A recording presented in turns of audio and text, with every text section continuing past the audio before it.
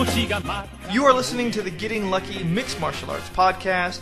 I am your host, Lucky Robert Curtis. This is the end of the year review of 2012 Cage Chat edition. See, other shows did their end of year review at the beginning of December. And quite frankly, they missed out on some badass events. Helping me break down 2012, all of the fights, all of the events, all of the excitement, I've brought back both of my co-hosts, English Tom Burton, over in the home counties. The planets have aligned. All three are on the show. And I brought back Marcus Mitchell. I don't have such a wonderful accent. Okay. Again, the self-effacing American. It does not compute. You must be from New England. No. Bloody Delaware. Isn't that New England? No. Go back. Stay in Australia. All right, I'll stay in Australia if you stay in Delaware. All right, boys, let's talk about 2013. You mean 2012? No, 2013. No. Let him host the show. Oh, I'm Why don't sorry. I host and you be English? Then we'll all be where we Cut. Let's talk about 2013. By the way, all of that is staying in this show. Oh, you This asshole. will be like our outtakes edition. Who do you think will be champ? And each weight class, we'll start with the little guys and go all the way up to the big boys by the end of 2013. Flyweight, who you guys got? I think it's remiss to start with the flyweights. I think we should start with the women's bantamweight, and I definitely think that's going to be Ronda Rousey by year's end. I don't see anybody stopping her in any way. I am going to talk about women here in a second, but I do agree, Ronda Rousey will leave a trail of broken arms behind her in 2013. Tommy, what do you think? Well, I think, this kind of sums up the flyweight and the women's bantamweight. The division right now isn't deep enough to really see any threat to the current champions. So, both Ronda Rousey and Mighty Mouse will stay as champions. You know what? I think I may revise my Ronda Rousey pick. Because I just read before the podcast that they're bringing on, the UFC has hired, what's his name, Mike Dolce, the weight loss guy. Mm-hmm. They're going to send him to Cyborg to cut her down to 125 for free. I have Rousey still taking her. I think Rousey is a one-trick pony. Now, don't get me wrong. That one trick is awesome. Yep. But I think Cyborg is a Amazonian savage. I think she drinks blood. Cyborg, what we say here in wonderful Delaware, is she's Delaware. Fake. She's fake. She's absolutely fake. She's unreal. But I still, with that being said, and she is fake, I guess, with steroids. But with that being said, once Rousey gets that arm, and she's gonna get that arm, you can't get it back, a la Misha Tate. So I've got Rousey in that bout. Did the Terminator stop when its lower legs were crushed by a machine press? No, it still went after Sarah Connor. How drunk would you have to be if you were single to make out with Cyborg? Are we in Brazil or America? Wherever you think it'd be most likely for you to make out with Cyborg. Brazil. Oh, never mind. I'm not going to go all Chael Sonnen. I don't think there's enough alcohol for me. If she got me in a rape choke, I'd pretty much do whatever she wanted. Well, yeah, you'd have to be there. For the flyweights, I'm going to change it up. But first, Mitchell, you didn't answer that part of the question. No, I didn't. And Demetrius Johnson is one of those fighters that I do not like his style. He is what he is. He's shown that he's susceptible, and McCall had him. I actually think McCall won their first fight. But I'm going John Moraga. I think John Moraga looked good, and I think he can take Mutt Johnson. I love getting lucky favoritism. I was thinking about Moraga, but I didn't have the balls to go all the way there. John Moraga is my 2014 sleeper champion. I'm going to go with Ian McCall. I think Dodson beats Demetrius, and I think McCall beats Dodson. Let's talk about bantamweight. What do you think, Tom? I think it's going to be Henan Barao. I think they're going to strip Dominic Cruz of the title. It's an unfortunate circumstance, but I think it's going to happen. What about you, Mitchell? I still think Dominic Cruz, they may strip him, but isn't he supposed to be back this year, right? He is. Yeah, so yes. I see him. I don't think he can be stopped. Dominic Cruz, his style is so crazy. You can see any fighter at the highest level gets confused against that. You saw what happened to JDS versus Velasquez when he just added a weird little movement to his game. So I think Dominic Cruz's movements are too difficult to get down. I think Renan Barão unifies the title and keeps it by the end of 2013, setting up a gigantic rematch with a fully healthy, non-ring rust Dominic Cruz in 2014. It's lofty. Lofty. I'm putting on my Nostradamus hat here. I'm just letting you know I'm actually predicting the whole year of fights for each one of these champions. Let's talk about featherweight. I think this is the one that's hardest to call, because coming up in February, I believe February 2nd, Frankie Edgar fights Jose Aldo. And I have no idea where to pick that one. We'll talk about that in a second, but I have no idea. Whoever wins that fight will be champion at the end of the year. I'm copping out. I don't know. What do you think? Well, I think it's still going to be Jose Aldo. I mean, if you want to keep my reasoning until when you bring that up, that's fine. What do you think, Mitchell? I think that depending on injury with these champions and how often they fight and how many times it's defended, I see Aldo keeping it versus Edgar, and then the Korean Zombie should be getting a shot thereafter. I think Korean Zombie upsets the Aldo. What? Yep. Favoritism Yeah, there. buddy. What? The guy with the Korean Zombie AV picking Korean Zombie. The Korean Zombie is a force to be reckoned with. I mean, you'd have to go to a whole new level of zombie. Are these 10-round fights? No. You've seen how Aldo looked against Hominick, and I think that the Korean Zombie can bring it just like that. I feel, as the host of this podcast, it's my duty to inform you. The guy's name is Jose, not Jose. Oh, okay. We're Jose. going with that? Yeah. All right, Mike Goldberg. I'm not going with that. Jose Aldo. It's Jose. No, you're Jose. Listen to the guy give his own interviews. Listen. Jose. Whatever. I I'm like Jose Aldo. I like Mr. Aldo to lose to the Zombie. I think you guys are giving Edgar a little bit not enough credit, but we'll get to that. I'm going to talk about that here in a second. Now let's move to lightweight. Again, the deepest division in mixed martial arts, in my humble opinion. Benson Henderson is probably facing a lineup somewhere along the line of Melendez, Pettis, Miller, maybe even Eddie Alvarez. Who do you think is champ at the end of the year, Mitchell? Those are all fantastic fighters, but Bendo has changed since his days at the WEC. He knows how to win fights. He knows how to win fights when he probably shouldn't. Even if he fights Pettis again, I see Bendo taking it. Bendo will be the champ in 2014. Well, if I was to put money on it, I'd definitely go with Bendo because, I mean, he's just looks so dominating. I would like to see him fight Eddie Alvarez because I think Eddie Alvarez has a very good style to fight him, but, you know, first he's got to actually sign with the UFC, and then he's got to actually beat him, and those are two huge hurdles that he has to face. So if I was to put on money on who was going to be champion at the end of the year, I would say Benson Henderson. This is a tough one, because I think if you were to match up Benson versus any one of these dudes and break it down into win percentages, I'd say Benson has at least a 60% chance of winning against any of these guys. But when you line up 3 or 4 fights like that, the actual opportunity, the actual chance of him going through all 4 of those guys and not picking up a freak loss or something, I think it's really, really small. I think Benson has as good a chance as anybody in the lightweight division to end as champion, considering that if he loses, he'll probably get an immediate rematch. So I'll go with Benson too, but I think that title has the most chance of losing or changing hands. You think that one does? Oh, yeah. I guess it's so deep. I mean, obviously Melendez could come in and just pull a stinker like Jake Shields and just be completely overrated. Same for I think it's a bigger chance for Alvarez. But Pettis, Miller, those dudes are legit. And then you've got guys like Cerrone that took a step backwards that could surge in 2013. I think lightweight is. I'm so intrigued. Can I just say this? Can we agree GSP will be the champion at the end of 2013 at welterweight? Yeah. I don't think there's any question there. This is who he's got. He's got Nick Diaz, probably Johnny Hendricks, and probably then a rematch with Carlos Condit. Hendricks doesn't use his wrestling, and he relies solely now on his power. And he'll get out-technicaled. I think that'll be a loss. Nate is going to get destroyed. And Condit, I think GSP will be even sharper against him the second time around. Middleweight, I think we're also looking at something fairly simple. Does anyone think Anderson will lose? No. Question is whether Anderson would retire, Yeah. or even move up or move down, whatever he wants to do for his career.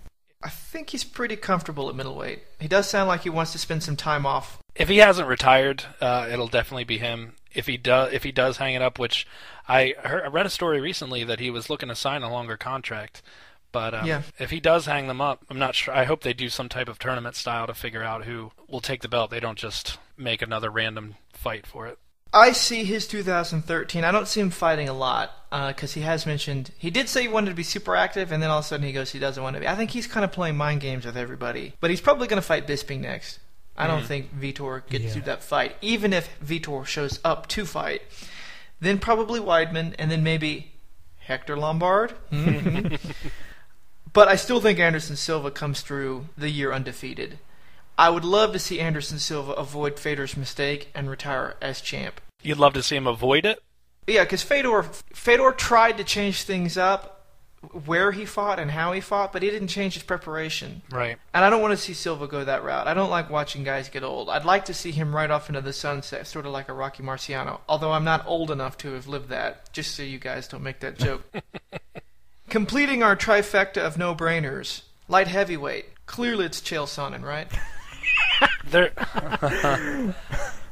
I don't think John Jones has a chance. Chael Sonnen will win by submission to verbal abuse. This is why we tune into this show, to find out hard stories like Chael Sonnen beating John Jones. Yeah. I think John Jones is one of those guys that could burst into tears with too much bullying. I think John Jones's 2013 looks like Chael, Hendo, maybe Machida, and there's no one there.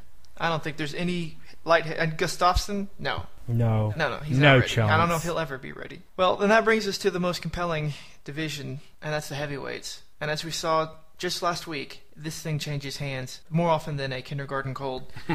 Who do you think is the heavyweight champion at the end of 2013, Mitchell?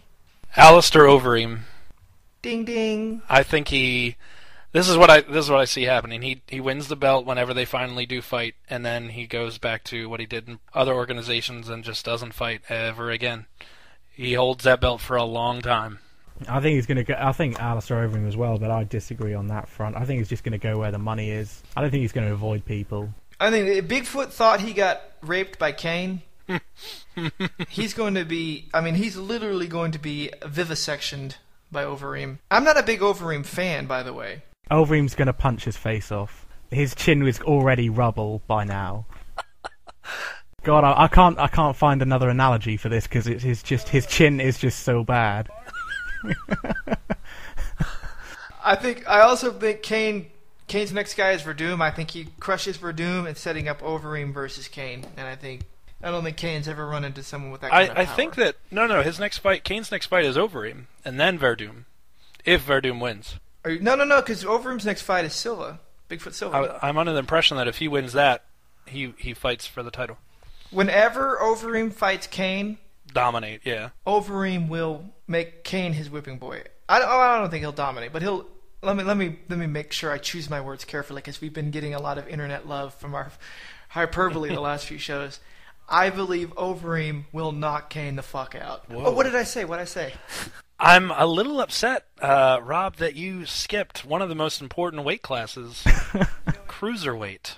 You know, until Dana White opens his eyes and sees the reality, until he lives in the Matrix and comes out to the real world with me and Morpheus, there will be no cruiserweight division. Which, of course, Randy Couture would come out of retirement and instantly become champion. No, Daniel Cormier. Daniel Cormier will dominate a cruiserweight division today. Ooh, you know, that actually brings up a good point. What if Cormier comes down to light heavyweight in 2013? Yeah. Can he beat Jones? Without a doubt. Oh, he definitely can. Yep. I think Jones is going to get a nice taste of what I like to call Oklahoma State grapple fucking. Yes, sir, you're going to face an Olympian, and he's a better wrestler than you. And he has more power. And he may not have your reach, but he's stronger, he's cuter, he's nicer. He's not afraid to get inside, which I think too many fighters are afraid to come in on John Jones. And that's one thing I guess I'm a little happy for is that I don't think Chael Sonnen's going to be afraid of that either. I think Chael Sonnen gets jabbed to death. I think Chael Sonnen eats a knee on his way in. Yeah, he's going to run into a lot of punches and knees. You know, I don't want Chael Sonnen to get any more damage because I like him kind of how he is right now. I don't want him to get any more punchy. I don't want him to get any saner, but I want him to stay exactly where he is because when he's commentating, he's perfect. He's literally the best commentator I think they've got. Way better than Jay Glazer. Oh, Jay Glazer. I heard somebody give props to Jay Glazer the other day on TV, and I wanted to be like, you don't know what you're talking about. Can we talk about Fight of the Year for 2012? Absolutely. Who do you guys think put in the best performance of 2012? The two fighters that stepped it up and really made the most compelling, most exciting fight of the year. Well, I do have one fight, but I think Mitchell is going to mention it, so I'm going to go for GSP versus Condit. What do you think, Mitchell? What are you going to say? I think we all know that the fight of the year should be and will be Dustin Poirier versus the Zombie. That's exactly what I thought. Because it was an incredible fight, but I think that's a cop-out because it obviously was the fight of the year. We could sit here and all agree on that. It's just a matter of what was the runner-up, I think. The way that fight came through, it was 4 rounds of just phenomenal. I mean, it was awesome.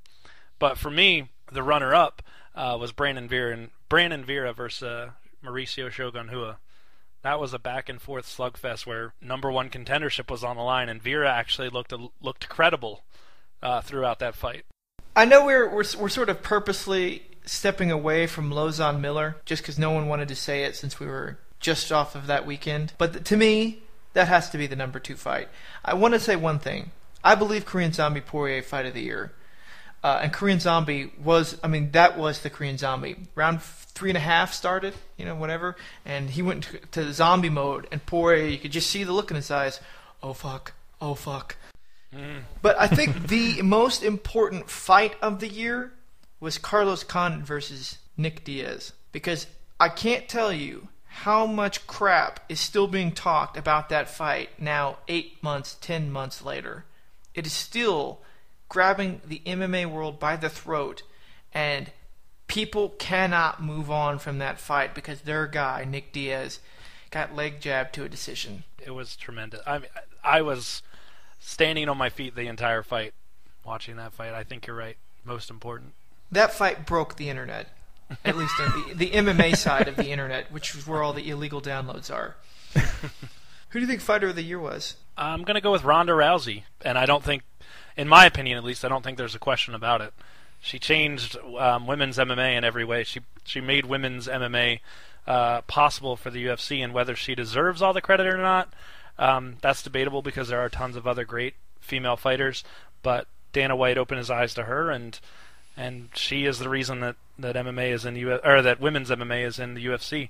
With her 2 wins in 2012, she spent 5 minutes 21 seconds in the cage, and she hasn't spent much more than that in her entire career. She is it, and I think she's fighter of the year for that reason. I'm going to have to go with Benson Henderson because I think he's just gone to another level. It's a level where it's kind of like at the GSP level where I think he's going to dominate a lot of his opponents. Man, I think those are both really, really good picks. I'm going to tip my hat over to Ronda as well because if you look at her fights versus Tate and Kaufman, both of those guys, I believe, were top 3 fighters when she fought them. And she dominated both of them. She won the Strikeforce belt, and she was awarded the first women's UFC belt. I think that there were people before her that also should be recognized, such as Miesha Tate or Gina Carano. And I think they are, but they're not to the level that Ronda Rousey is. So, I mean, I'm very glad that she's here and that she's done what she's done. But I would feel a little upset if I were Miesha Tate without my name even really being mentioned in the conversation. And Gina Carano, come back to mixed martial arts. Join the UFC. Come back to TV in some way. Or if you're not going to do that, at least do a nude photo spread, please. Be in front of cameras. We just want to see more of you. We love you. Come back to us. Oh. That was kind of creepy. I'm quite a creepy guy. As long as you're comfortable with that. What do you guys think will be the fight of 2013? Either a fight that's booked or a fight that should be booked? I want to see, and if it is, it will be, for me, the biggest fight of all time, and it's possible in 2013. Dan Hardy versus Brad Pickett. No, I couldn't see either of my babies hitting each other. No. No, John Jones versus Anderson Silva. I think they need to make it, and I've already spoken before. I think Anderson Silva would dominate. I'd be scared. I would have a heart attack during that fight if it happened because I'd want Silva to win so badly. I think he would. I don't think there. Have you seen the documentary for him, Like Water? No. He plays. I mean, this is his. I don't know. I can't even put it into words. Cool story, bro. The The octagon is his. I mean, it's his canvas. He is, when it comes to genius. mixed martial artists, he's it. Oh, there's no doubt that he was playing with Damon Mai. He was playing with Yushin Okami, Forrest, Stephen Bonner. He's literally just trying out things that I think to a degree he was playing with Chael Sonnen in their first fight. He's that good. What do you think, Tom? I'm going to have to go back to my favourite and most exciting weight class, which is the lightweight class, and I'm going to have to go for Anthony Pettis versus Donald Cerrone. Holy shit, would that be good?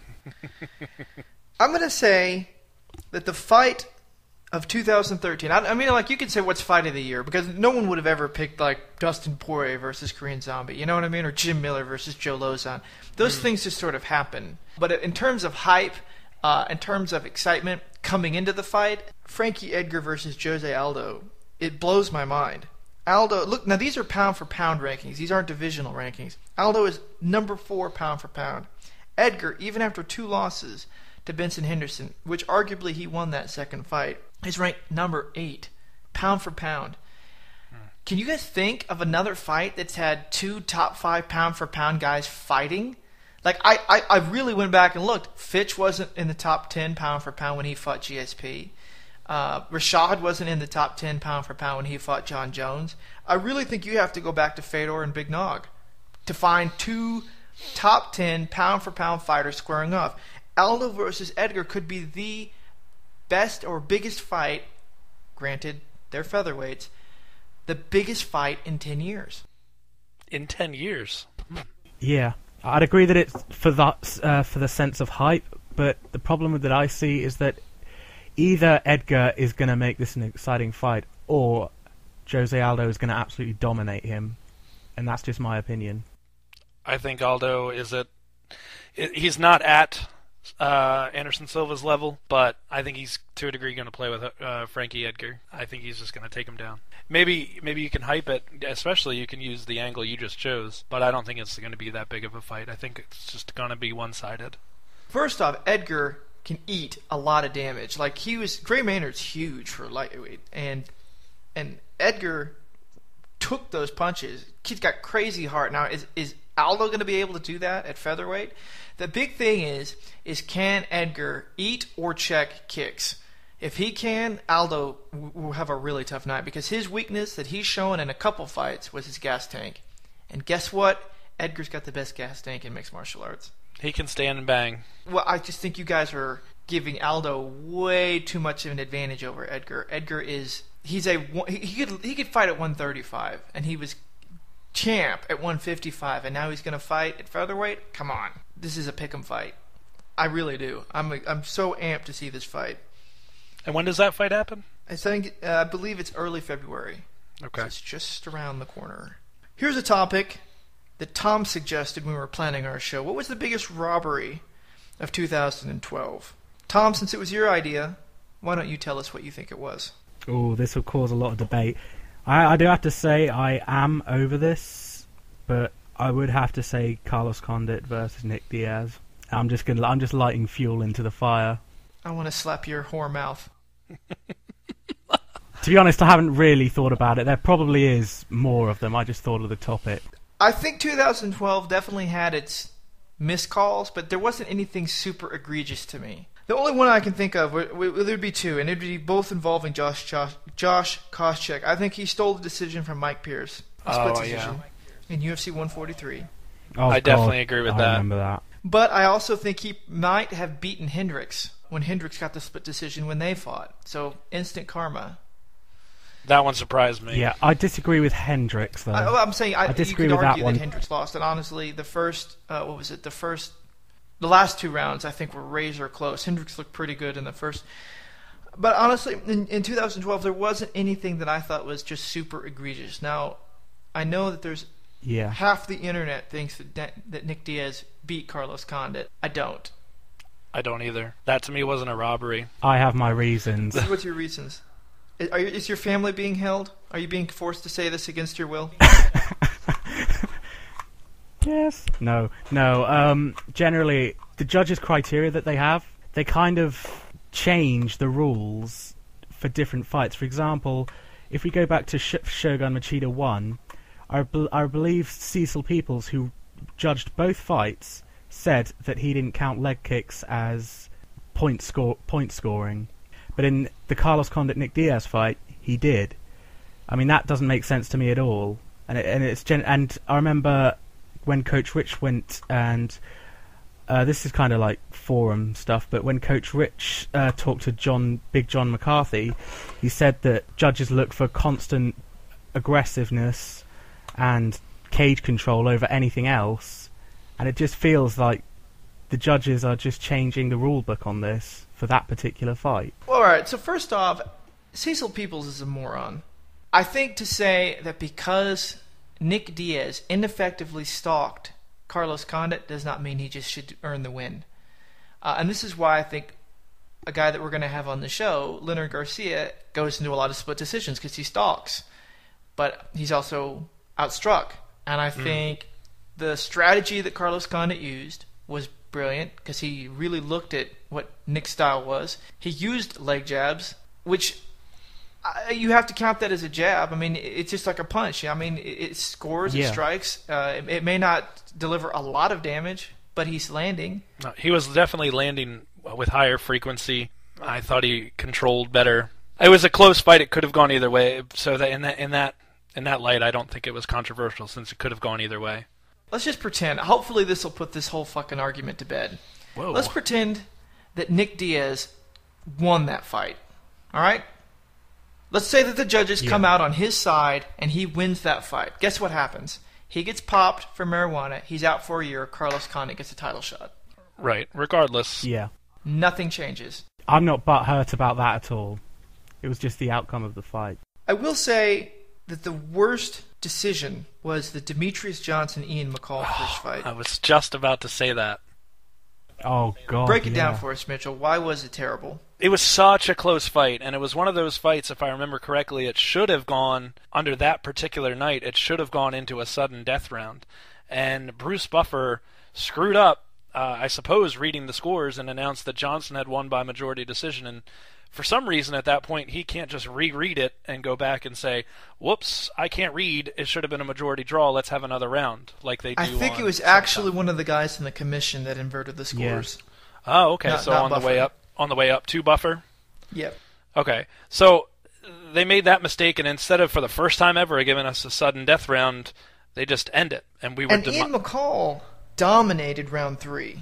Dominated. So had there been a sudden death round, you could only assume that he would have won it. Yeah, Johnson was done at that point. McCall would be your champion. Yeah. But, I mean, he was given a chance to redeem himself, and he was just held down on his back the entire time. Well, apparently he didn't train. He didn't take it seriously. Life issues or whatever got in the way. So you can't blame Demetrius Johnson for that. No. Ian McCall didn't get screwed. You know what I mean? That's why I wasn't thinking it. But process of officiating and judging completely broke down in that fight. So you could say that was the worst decision. Yeah. Tom, you had another idea for us to talk about, and that was the worst fight of 2012. Now let's try to categorize this a little bit. Let's make sure that it's a UFC fight. Because we could go to any King of the Ring or Dream, Bellator, or whatever, and pick some pretty terrible fights. Anything that involves Tim Sylvia would be in the top 10. So what's your worst fight of the UFC for 2012? Worst fight? Well, I think it's pretty obvious. It's Clay Guida, Gray Maynard. I don't think it gets worse. You know what makes that fight even worse? Was the behind-the-scenes footage of Clay Guida having a man tantrum backstage. Come on, bro! I won that fight, bro! That's so sad. Mitchell, you can comment on this. At one point, Greg Jackson looks like a genius. And as a fight fan, you're like, wow, that guy, Carlos Condit, he really cooked up the perfect strategy. And then at another stage, he takes a brawler, an exciting fan favorite like Clay Guida, and makes him into a Care Bear. Yeah, it's crazy to me how you can have such high-level, phenomenal, intelligent fighters come out of Jackson's camp and then see these people totally change their game and not be successful. That, I agree with Tom 100%. That was the worst fight of the year. I actually have another candidate I'd like to throw out there. The Mayhem Miller retirement match with CB Dollaway. You know what? I'd even go back to 2011 and say his fight with Michael Bisping may have been the worst performance I've ever seen. Is it worse than Caleb Starnes? Well, Caleb Starnes chose not to fight, so for implementing his strategy, he gets an A+. Mayhem Miller literally looked like one of the bullies on his show, being tooled by a real fighter. He was horrible. And his fight against C.B. Dollaway... He made C.B. Dollaway look good, and that's difficult. Yeah, C.B. Dollaway, Mayhem Miller, to me, worst fight. Although I'll admit, the Clay Guida and Gray Maynard fight, pretty damn disappointing. And you know what? Given the hype that was put into Carlos Condit, Nick Diaz, these guys are two scrappers. These guys are going to stand off and fight each other. These guys are going to pull out knives and cut each other's hearts out. Then when you watch what Carlos Condit did, it took me a few days to get over my disappointment to say, okay, he tailor-made that strategy for Nick. You know, congratulations. But when I was watching that fight, I'm like, come on, fight! Yeah, it was difficult, and you want to say it was one of the worst fights, but... You're right. After you took a step back from it, you could see that it was what it was. Like, I was expecting Kumite-style blood sport, you know, like Jean-Claude Van Damme doing the death touch to someone's balls. I mean, I was expecting crazy... This is going to be the bloodiest UFC battle ever. Yeah, but after you've seen hype around fights like Rashad Rampage, and then it turns into a hug fest by Rashad, or you see... fights like Rashad Thiago Silva, and you see him, you know. But both of those. Rashad, I wrote this. Rashad has a habit of catching dangerous opponents at the best possible time. Rampage, coming off a year layoff, doing a movie career, out of shape. Thiago Silva, massive back injury, couldn't train. So I understood why that happened. Both these guys, Carlos Condit, the finisher. You know, like crushing people by finishing them. Nick Diaz. He's so real. He comes with a gat into the ring and shoots up at the crowd. And then they get in there and it's like jab, leg jab, leg jab. Yeah, he won the fight, but man, that wasn't at all what I was hoping for. I vow to never again refer to Carlos Condit, Nick Diaz fight on this podcast. I'm going to let it lay there with the ghosts of 2012, and I encourage everyone else to do the same. Like we pointed out, had Diaz won, he'd still be sitting on the bench for a year, complaining about getting busted for weed. What do you guys, have any final thoughts on 2012 or projections for 2013 or anything personal you want to get off your chest? If I look back at 2012, I mean, if I was to put a title to it, I would call this 2012, the year of unwarranted and undeserved title shots. We've got John Jones versus Chael Sonnen, and announced in 2012 was Nick Diaz versus GSP. Two horribly made title fights. Well, clearly when you come off a loss, that qualifies you for a title shot. Yeah, it makes so much sense. I think it's spot on with the year of the undeserved title shots, especially giving middleweights consistently to the most dominant light heavyweight champion there has been in years. But I think the other thing to take away from 2012 is that it was also the year of the injury. The only issue with that is that there has been more fights in 2012 than there have been any other time. Leaps and bounds more fights. So I think when you scheduled 327 fights and there was an entire card that was ruined due to injury, it really makes you think what happens going forward when you make it. Well, Dana White wants to make it not only a weekly event, he wants to make possibly daily events around the world where he can't possibly be at all the events every day. That's what his goal is. And with that, I mean, think of the significant amount of injuries you'll have surrounding that. So going forward, I think that's one of the things we're going to have to get used to as fans. 2012, with the success of the UFC, has really brought into the initial stages of a clash. And the clash is between the UFC management and the highest profile fighters. John Jones said, I'm not fighting on short notice. I'm not putting my career, my reputation, and everything at stake to be a company man. And UFC 151 was canceled. John Jones won that fight between himself, the Fertittas, and Dana White. And I think those types of clashes, like right now, boxers control boxing. Now, of course, all of the little shady guys behind the scenes that control the boxers, like promoters and managers, those guys are the guys in control. But the organization, the commissions, don't control anything. The UFC is power heavy. But as they start to get stars, that are bigger than the promotion, like a John Jones, maybe in 2 or 3 years if he keeps winning, then they'll be able to dictate to Dana White, I'm fighting here, I'm not fighting here. I think that'll be a very interesting dynamic to see going forward. Another one to bring up is, of course, GSP turning down Hendricks for Nick Diaz. That was probably the worst of GSP I've ever seen, and he's generally quite a likeable guy, but I just lost all respect for him for that decision. I can't hate on him too much for it. He actually did come out and say, this is what I want to do, which is rare for him. So I'm happy that he came out and said that. It's going to be a gigantic fight, and it's one that we wish we would have gotten before.